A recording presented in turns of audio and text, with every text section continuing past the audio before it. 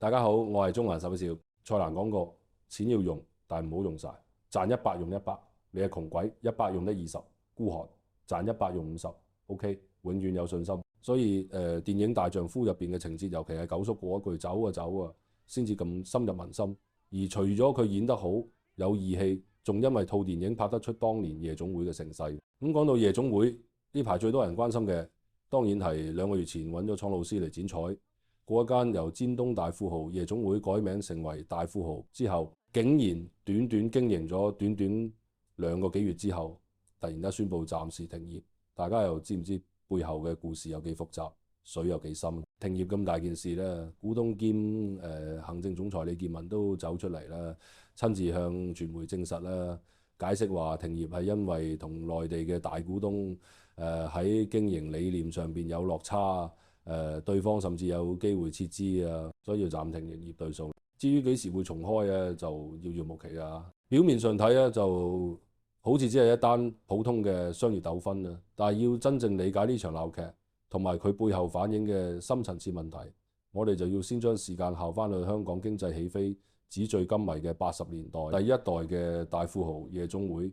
喺1984年12月12號正式開業，選址非常之講究，喺當年最時髦嘅尖東科學館道新文華中心地庫，佔地足足5萬平方尺。號稱係全球最大型嘅殿堂級夜總會，大富豪呢3個字好快就成為咗香港奢華夜生活嘅代名詞。門口嗰句大富豪與你攜手健遊璀璨夜生活香港嘅標語，見證住香港魚翅撈飯嘅歲月，係一代港人嘅集體回憶。呢個黃金時代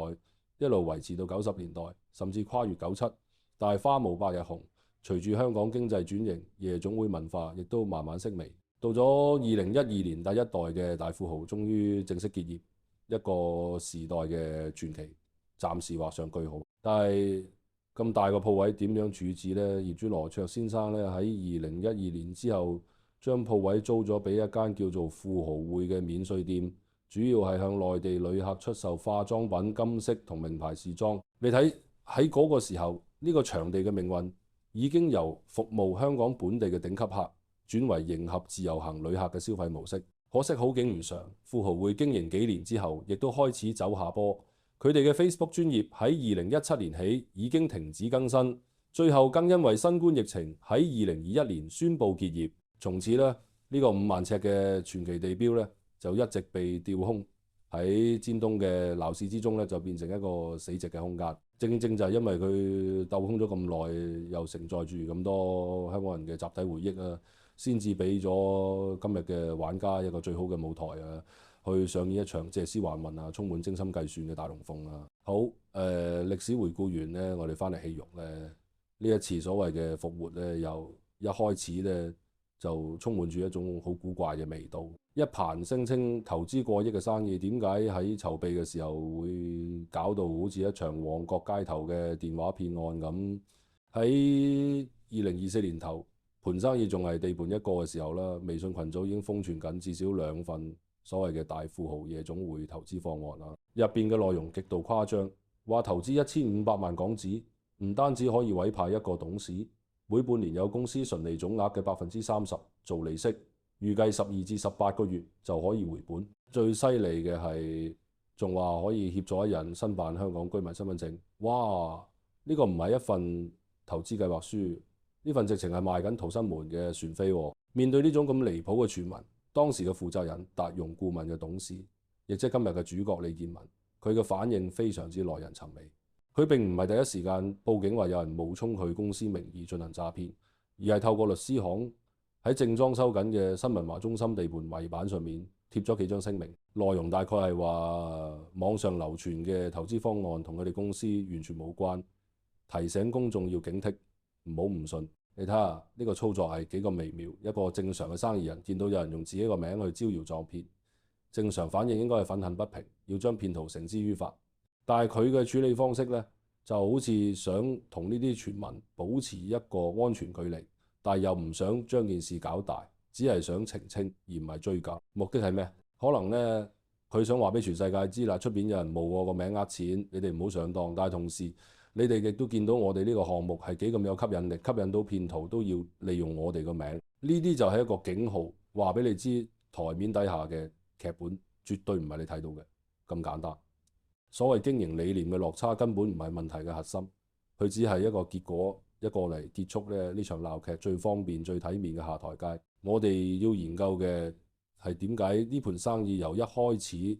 個基因組合就已經錯晒。不如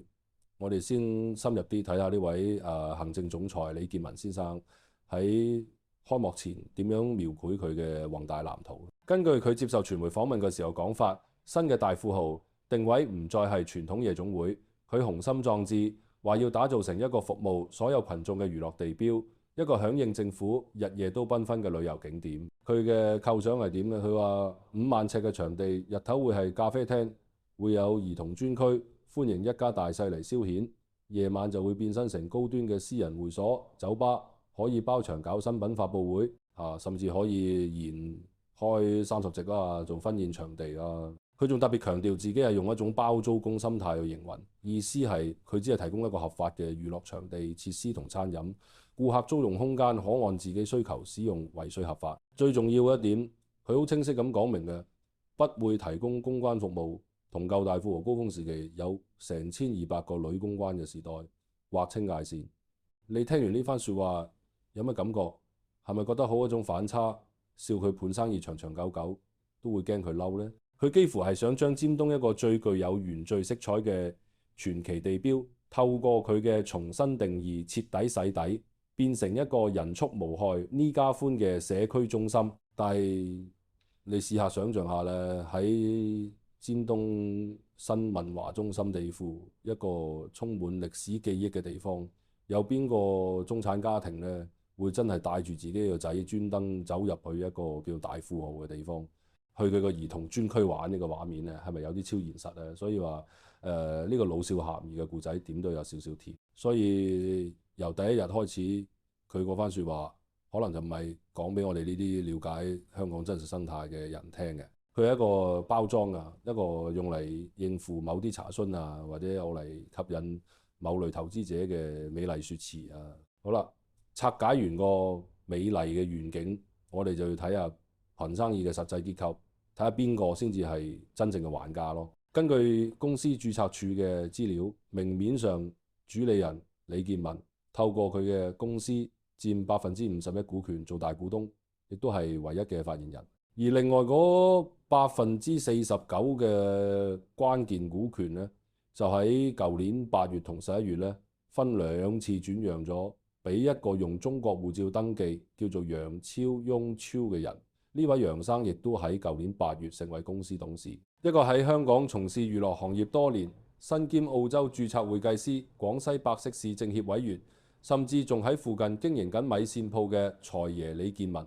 同一個身份極度神秘、從未公開露面嘅內地資金持有。呢個組合本身就充滿住戲劇性。你真係相信佢哋兩個走埋一齊係為咗喺香港實現一個烏托邦式嘅多元化娛樂空間，定係呢個金碧輝煌嘅大富豪招牌呢，由一開始就只係一個工具，一個用嚟包裝某種跨境資本操作嘅華麗外殼呢？再睇下佢哋個商業模式，就更加令人覺得天馬行空。為咗增加科技感，佢哋宣稱會採用統一生態系統，實現 Web3 同沉浸式互動。Web3 呢個字我真係聽到都驚。具體點做呢？就係推出一個基於 Solana 網絡嘅 The Boss Token 啦，簡稱 TBT 啦。李建文解釋呢個代幣並唔係加密貨幣，唔會喺任何交易所掛牌交易，只係相當於一套積分系統，俾會員充值之後喺場內消費。聽到呢度呢，我諗好多人都會有個疑問：如果淨係一個簡單嘅會員積分系統，點解要大費周章用到區塊鏈技術，仲要揀 Solana 呢條公鏈？一個普通嘅中央數據庫已經綽綽有餘。呢個操作呢，就好似你為咗煮個公仔麵咧，專登去起一座核電廠一樣，完全唔符合成本效益。咁佢真正嘅目的係咩？係咪為咗製造一個 Web3 元宇宙嘅概念去吸引嗰啲追逐風口但又唔求甚解嘅投資者？除咗 Web3， 佢哋仲揾嚟一個好特別嘅合作伙伴——米蘭站呢間專門賣二手名牌手袋嘅上市公司，